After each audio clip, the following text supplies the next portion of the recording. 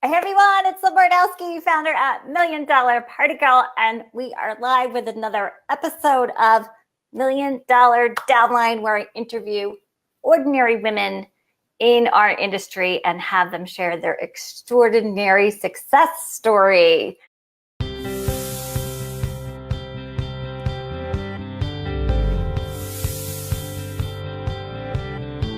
So Jennifer is in our Elite Mastermind program. And again, she's a Ruby Ribbon rock star. Last year, $1 million organization. We're going to do that give or take, right? Give or take $1 or $2. And so I'm so excited to interview you, Jennifer. So this is your 9th year or your 10th year in direct sales? This is my going into 9th year in direct sales and just 3 with the company.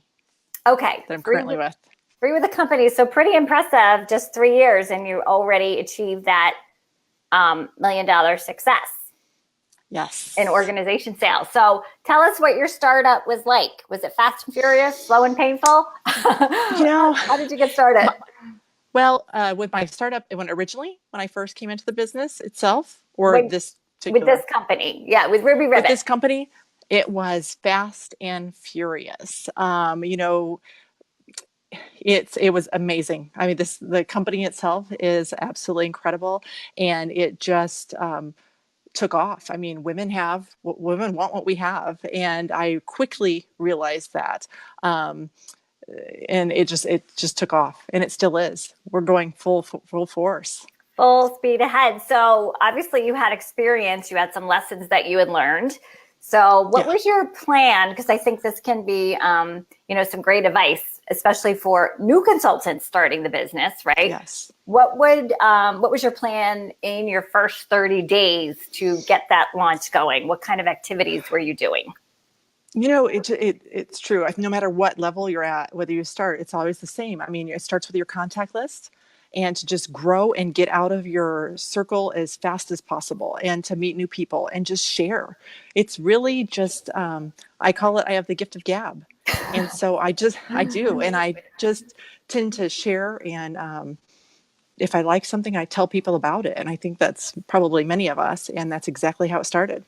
And that's what women do, right? We find something we love, don't we tell, like we put it on Facebook, whether it's a restaurant, a purse, a movie we just saw, a book we read. And so many times I feel like when we're selling our stuff, right, it's kind of that pushy, right. Don't want to be pushy, don't want to be salesy. How do you overcome that so that, you can share authentically without feeling like you're that direct seller? Right.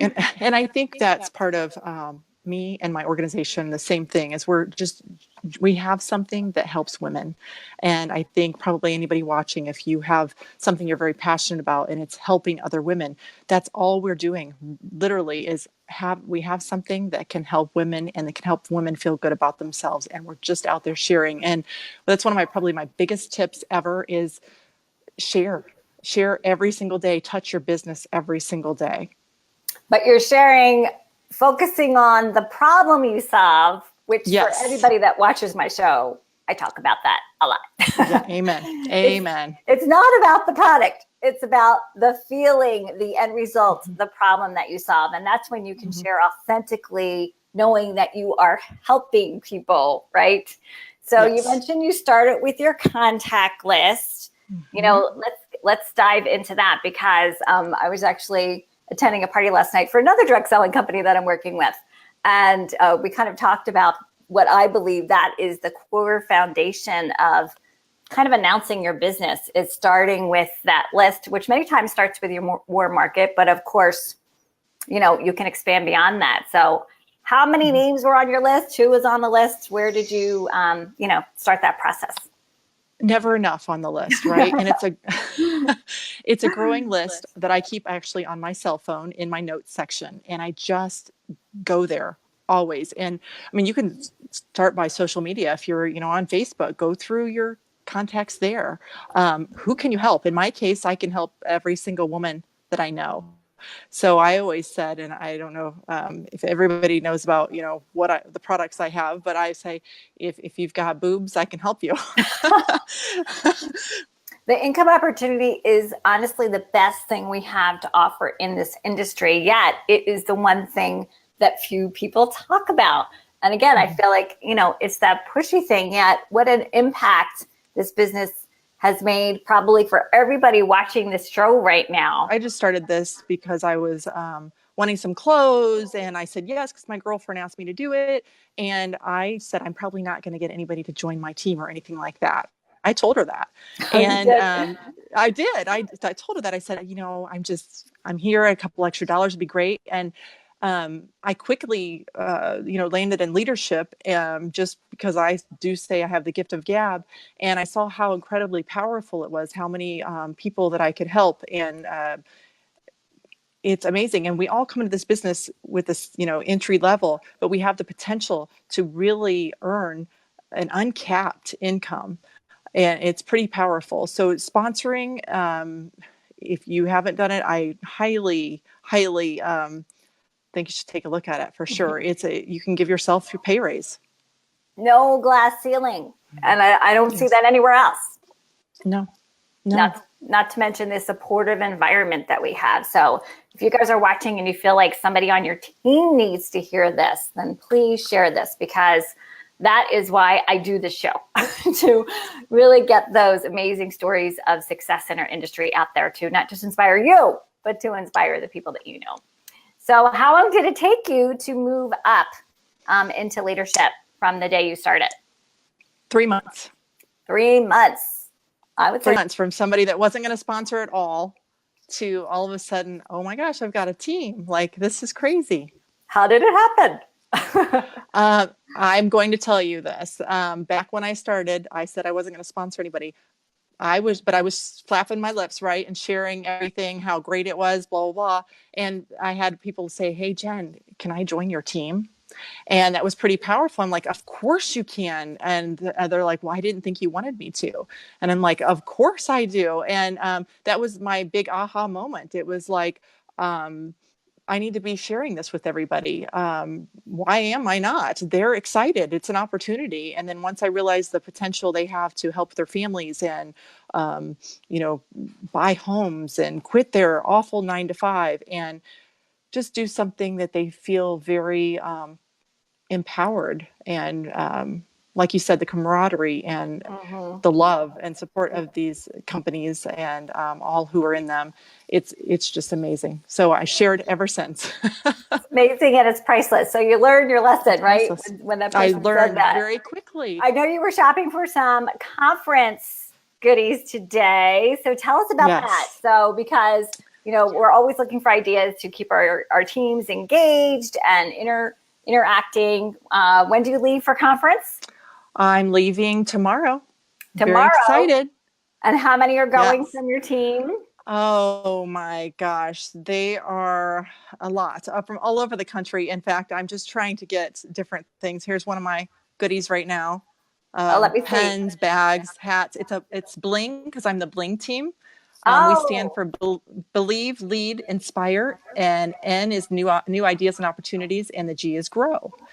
And so I try to give out little bling. So there's one of them, and I've got bags all over the place. And I guess that's, going in early to be able to organize all of that. I'm very fortunate because our conference is only a couple hours away from me. So I have a car this year. So it makes all the difference in the world. So you don't have to pack a suitcase full of all those goodies. Right. So that's a really fun way to keep your team engaged. And are you bringing presents for everybody? Are leaders getting something specific? Tell us how, you're creating that team building, that community. And some of those are on here right now, so it's a little secret. But yes, I give something for everyone, and I have a lot of leaders coming in as well, and we'll do something special. We're doing a VIP event in our suite, and so that's why I was shopping at Costco today, getting in some food, because I realized that having that it's so close to me this year. And so many people are traveling in from all areas of the country. This is something very special because I can drive that I can do for them. So we're having a VIP party night, and I'm just trying to really make it fun. But yes, I do, of course, some gifts. And, I try to think about coming in from far away, and water and peanuts and just snacks treats that you may not think of. Yes. Yeah. You don't have to spend a lot, right? It's how you Nope, make you people don't at all. feel that counts. Exactly.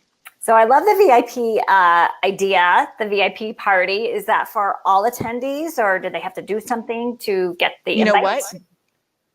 This one is for all attendees, of course. And if they're watching, they don't know that though, because we sent out the invite to each one special and just said it's VIP because they're all VIPs, right? Mm-hmm. So yes, this particular one that I'm organizing for one of the nights is just for, it's for in my entire downline.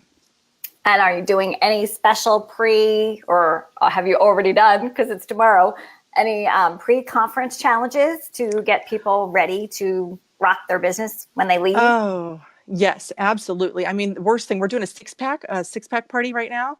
The worst thing possible, and I have been there when I first started, is to go to your company's conference and you're so pumped, right? You're so excited. The company has just launched all these things and they've, putting out all these tools and everything. And you're sitting in the conference and you're going, oh my gosh, I don't have anything on my calendar for when I get home.